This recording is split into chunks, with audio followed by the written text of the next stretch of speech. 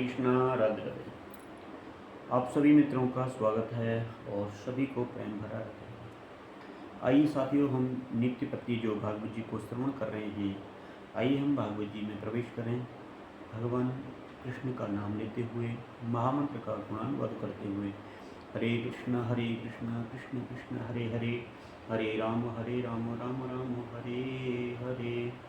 सच्चिदानंद रूपाय विश्वोत्पत्त्यादिहेतवे तापत्रय विनाशाय श्रीकृष्णाय वयं नमः।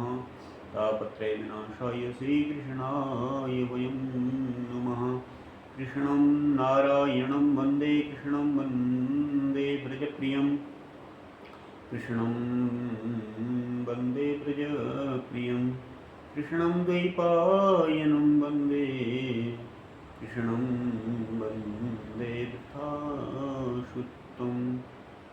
हे कृष्ण करुणा सिंधु और दीनबंधु जगतपते, गोपेश गोपिका कांत श्री राधा कांत नमोस्तुते। तप्त कांचन गौरांगी राधे वृंदावनेश्वरी, वृषभानुसुते देवी प्रणमामि हरिप्रिये। बोलिए कृष्ण कन्हैया लाल की जय। श्रीमद्भागवत महापुराण की जय। जय जय श्री राधे श्याम, जय जय श्री राधे, जय जय श्री राधे, जय जय श्री राधे श्याम। आइए साथियों, हम सब श्रवण करें। कौन सा अध्याय को आज हम पढ़ेंगे? प्रथम स्कंद के 18वें अध्याय को हमने कल श्रवण किया। आइए साथियों, हम आज श्रवण करें अथैकोनविंशो अध्याय, 19वां अध्याय, प्रथम स्कंद का 19वां अध्याय को हम श्रवण करें। इसमें परीक्षित जी का अनशन व्रत और शौनक जी का, सुखदेव जी का आगमन, किस प्रकार से सुखदेव जी का आगमन होता है। जो परीक्षित जी जो है अनशन व्रत जब करते हैं, उस समय की ये पूरी कथा को हम अध्याय के माध्यम से श्रवण करेंगे। आइए हम सबसे पहले प्रथम श्लोक को गुनगुनाते हुए चलें। और प्रथम स्कंद में केवल 19 ही अध्याय हैं। आज हम प्रथम स्कंद को विश्राम करते हैं साथियों। आइए हम ठाकुर जी को प्रणाम करें। कृष्णाय वासुदेवाय हरे परमात्मने प्रणतक्लेशनाशाय गोविंदाय नमो नमः। आइए प्रथम श्लोक को गुनगुनाते हुए चलें। सूत उवाच महीपतेस्त्वत् तत्कर्म गुह्यं गह्यं विचिन्तयन्नात्मकृतं सुधर्मनाः। अहो मया नीचमनार्यवत्कृतं निरागसी ब्रह्मणि गूढ़तेजसी। सूत जी कहते हैं कि राजन, राजधानी में पहुंचने पर राजा परीक्षित को अपने उस निंदनीय कर्म के लिए बड़ा पश्चाताप हुआ।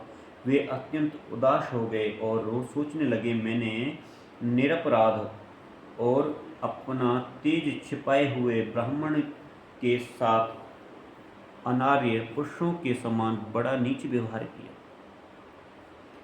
यह बड़े खेद की बात है। अवश्य ही उन महात्मा के अपमान के फलस्वरूप शीघ्र से शीघ्र मुझ पर कोई घोर विपत्ति आवेगी। मैं भी ऐसा ही चाहता हूँ, क्योंकि उससे मेरे पाप का प्रायश्चित तो हो जाएगा और फिर कभी भी मैं ऐसा काम करने का दुस्साहस नहीं करूँगा। ब्राह्मणों की क्रोधाग्नि आज ही मेरे राज्य सेना भरे पूरे खजाने को जलाकर खाक कर दें, जिससे फिर कभी मुझ दुष्ट की ब्राह्मण देवता और गौों के प्रति ऐसी पाप बुद्धि न हो। वे इस प्रकार चिंता ही कर ही रहे थे कि उन्हें मालूम हुआ कि ऋषि कुमार के हिसाब से तक्षक मुझे डसेगा। क्यों? क्योंकि श्रृंगी ऋषि के पुत्र ने जो है समीक ऋषि का जो आश्रम है, उनके पुत्र ने जो है उनको श्राप जो दे रखा है, तो डसेगा उन्हें वह धधकती हुई आग के समान तक्षक का डसना बहुत भला मालूम हुआ। उन्होंने सोचा कि बहुत दिनों से मैं संसार में आसक्त हो गया था, अब मुझे शीघ्र वैराग्य होने के कारण प्राप्त हो सकता है, क्योंकि मेरे को वैराग्य हो सकता है। वे इस लोक और परलोक के भोगों को तो पहले से ही तुच्छ और त्याग समझते थे, अब उनका स्वरूपतः त्याग करके भगवान श्री कृष्ण के चरणों की सेवा को ही सर्वोपरि मान करके आम्रण अन्न सन व्रत लेकर के वे गंगा तट पर बैठ गए, और गंगा जी का जल भगवान श्री कृष्ण के चरण कमलों का वह पराग लेकर के प्रवाहित होता है, जो श्रीमती तुलसी की गंध से मिश्रित है। यही कारण है कि वे लोकपालों के सहित ऊपर नीचे के समस्त लोगों को पवित्र करती है। ऐसा कौन मरणासन्न पुरुष होगा जो उनका सेवन ना करेगा? किसका? चरणोदक का, भगवान। इस प्रकार से गंगा जी के तट पर आमरण अनशन का निश्चय करके उन्होंने समस्त आसक्तियों का परित्याग कर दिया और वे मुनियों का व्रत स्वीकार करके अन्य भाव से श्री कृष्ण के चरण कमलों का ध्यान करने लगे। उस समय त्रिलोकी को पवित्र करने वाले बड़े बड़े महानुभाव ऋषि मुनि अपने शिष्यों के साथ में वहाँ पधारे। संत जन प्राय तीर्थराज के संबहाने स्वयं उन तीर्थ स्थानों को ही पवित्र करते हैं। उस समय वहाँ पर अत्रि, वशिष्ठ, च्यवन, शरदुगान और अरिष्टनेमि, भृगु, अंगिरा, पाराशर, विश्वामित्र, परशुराम, उतथ्य, इंद्रप्रमद, इद्म, वाह, मेधातिथि, देवल, आष्टीशेण, भारद्वाज, गौतम, पिप्लाद, मैत्रेय, औरव, कशव, अगस्त्य, भगवान व्यास, नारद और इनके अतिरिक्त और भी कोई श्रेष्ठ देवर्षि, ब्रह्मर्षि तथा अरुणादि देव राजर्षि वर्यों का शुभागमन हुआ। इस प्रकार से विभिन्न गोत्रों के मुख्य ऋषियों को एकत्र देख करके राजा ने सबका यथोचित स्वागत किया, यथा योग्य स्वागत सत्कार किया, उनके चरणों पर सिर रख करके सभी की वंदना की, सभी को प्रणाम किया, नमस्कार किया, और सभी को नमस्कार करके जब आप सब लोग आराम से अपने अपने आसनों पर बैठ गए, तब महाराज परीक्षित ने उन्हें फिर से प्रणाम किया और सबके सामने खड़े होकर के शुद्ध हृदय से अंजलि बांध करके वे कुछ करना चाहते थे, उसे सुनाने लगे। राजा परीक्षित ने कहा, ओह समस्त राजाओं में हम धन्य हैं, धन्यतम हैं, क्योंकि अपने शील स्वभाव के कारण से हम आप पुरुषों के कृपा पात्र बन गए हैं। राजवंश के लोग प्राय निंदित कर्म करने के कारण ब्राह्मणों के चरण धोवन से दूर पड़ जाते हैं। ये कितने खेद की बात है। मैं भी राजा ही हूँ, निरंतर देह गेह में आसक्त रहने के कारण से मैं भी पाप रूप ही हो गया हूँ। इसी से स्वयं भगवान ही ब्राह्मण के शाप के रूप में मुझ पर कृपा करने के लिए पधारे हैं।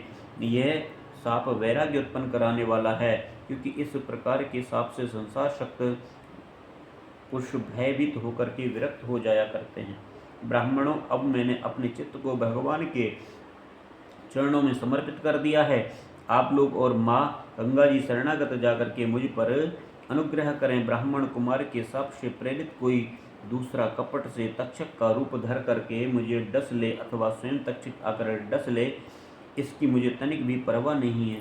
आप लोग कृपा करके भगवान की रश्मि लीलाओं का गायन करें। मैं आप ब्राह्मणों के चरणों में प्रणाम करके पुनः यही प्रार्थना करता हूँ, मुझे कर्मवश चाहे जिस योनि में जन्म लेना पड़े, भगवान श्री कृष्ण के चरणों में मेरा अनुराग हो, उनके चरणाश्रित महात्माओं से विशेष प्रीति हो और जगत के समस्त प्राणियों के प्रति मेरी एक सी मैत्री रहे, ऐसा आप आशीर्वाद दीजिए। महाराज परीक्षित परम वीर थे।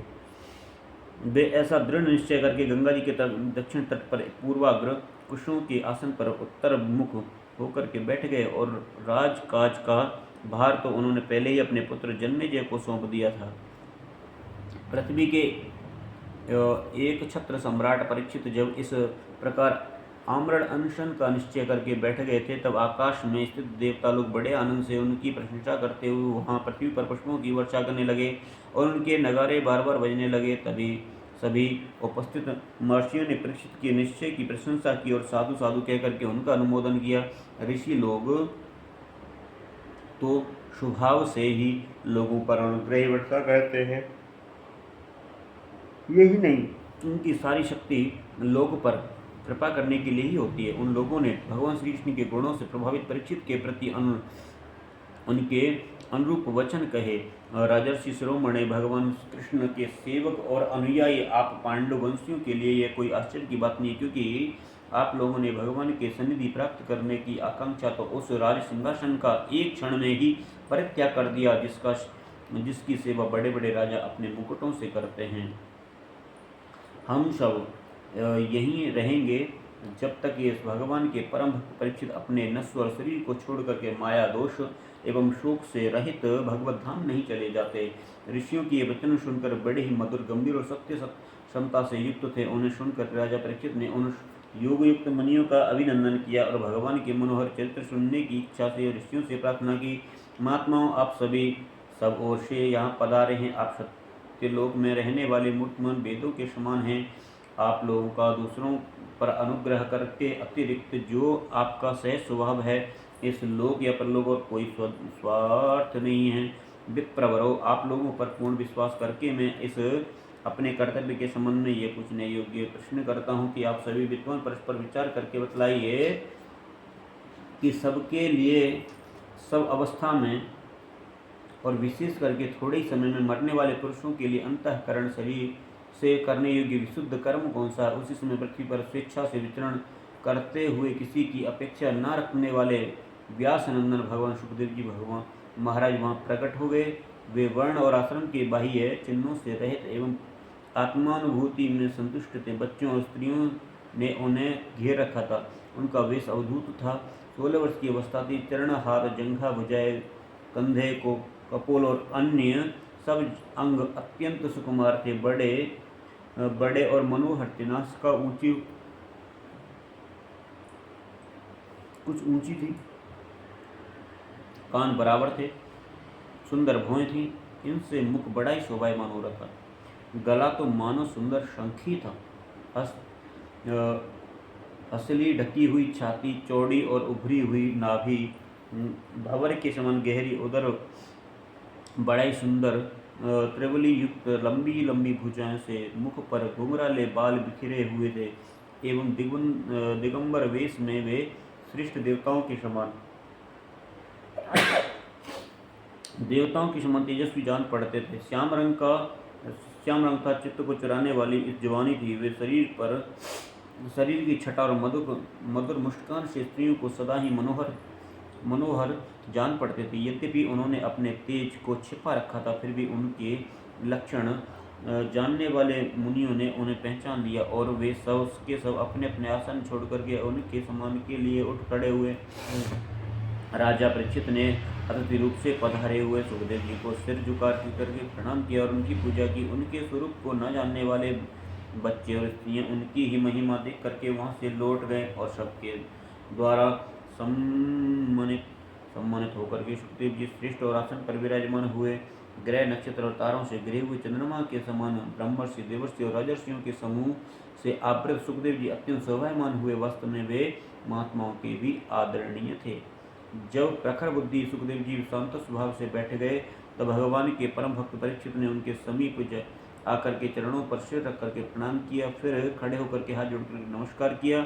उनके पश्चात बड़ी मधुर वाणी से उनसे पूछा कि परीक्षित ने कहा कि ब्रह्म स्वरूप भगवान, आज हम बड़भागी हुए, क्योंकि अपराधी क्षत्रिय होने पर भी हमें संत समागम अधिकारी समझा गया।